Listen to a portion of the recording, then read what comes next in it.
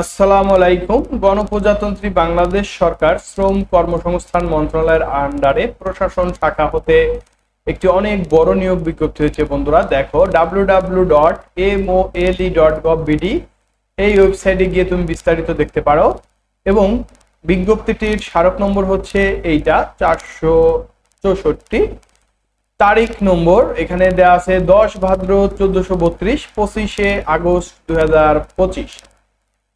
তো দেখো বন্ধুরা, আগস্ট মাসের 25 তারিখে কিন্তু একটি বড় ধরনের সার্কুলার হয়েছে তোমার শ্রম ও কর্মসংস্থান মন্ত্রণালয়ের আন্ডারে http:/moli.teletalk.com.bd এই ওয়েবসাইটে গিয়ে কিন্তু তোমরা আবেদনটি করতে পারবে। বাংলাদেশের নারী পুরুষ উভয় প্রার্থী আবেদন করতে পারবে। দেখো, এখানে 1 নম্বরে রয়েছে 60 মুদ্রাক্ষরিক কাম কম্পিউটার অপারেটর, বেতন গ্রেড 13, পদ সংখ্যা 9টি। 60 লিপি কাম কম্পিউটার অপারেটর, পদ সংখ্যা 9টি রয়েছে।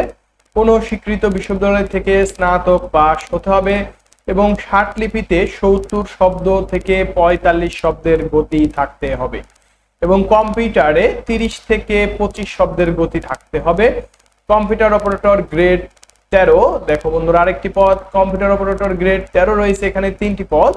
স্বীকৃত বিশ্ববিদ্যালয় হতে বিজ্ঞান বিভাগে স্নাতক বা সম্মান পাস। কম্পিউটার মুদ্রাক্ষর 25 এবং 30 শব্দ থাকতে হবে এবং কম্পিউটার টাইপিং এ উত্তীর্ণ হতে হবে। দেখো বন্ধুরা, অফিস সহকারী কাম কম্পিউটার মুদ্রাক্ষরিক গ্রেড 16, পদ সংখ্যা 1টি। এখানে বন্ধুরা কোনো স্বীকৃত বোর্ড হতে উচ্চ মাধ্যমিক সার্টিফিকেট পাস হলে তুমিও কিন্তু আবেদন করতে পারবে এবং তোমাকে অবশ্যই কম্পিউটার প্রশিক্ষণ প্রাপ্ত হতে হবে। কম্পিউটার টাইপিং এ বাংলায় 20, ইংরেজিতে 20 শব্দ টাইপিং জানতে হবে। এবং 4 নম্বর যেটা রয়েছে বন্ধুরা, অফিস সহায়ক। অফিস সহায়কের জন্য রয়েছে এখানে 12টি পদ। স্বীকৃত বোর্ড হইতে মাধ্যমিক স্কুল সার্টিফিকেট পরীক্ষা উত্তীর্ণ। তো দেখতেই পাচ্ছ, অফিস সহায়কে কিন্তু 12 জন নিয়োগ দেবে। 12 জন অবশ্যই তোমাকে যে কোনো মাধ্যমিক স্কুল সার্টিফিকেট পরীক্ষা অর্থাৎ এসএসসি পরীক্ষায় কিন্তু উত্তীর্ণ হলেই তুমি এই অফিস সহায়কে আবেদন করতে পারবে। তোমার যোগ্যতা থাকলে তুমিও বন্ধু আবেদন করতে পারবে। তো দেখো বন্ধুরা, এখানে প্রার্থীর বয়স 1/8/2025 তারিখে 18 থেকে 32-এর মধ্যে হতে হবে। তারপরে দেখো বন্ধুরা, এখানে তুমি যেভাবে আবেদনপত্রটি পূরণ করবে, তুমি যদি পরীক্ষা অংশগ্রহণ করতে চাও তাহলে http:/mole.teletalk.com.bd এই ওয়েবসাইটে গিয়ে তুমি আবেদন করতে পারবে।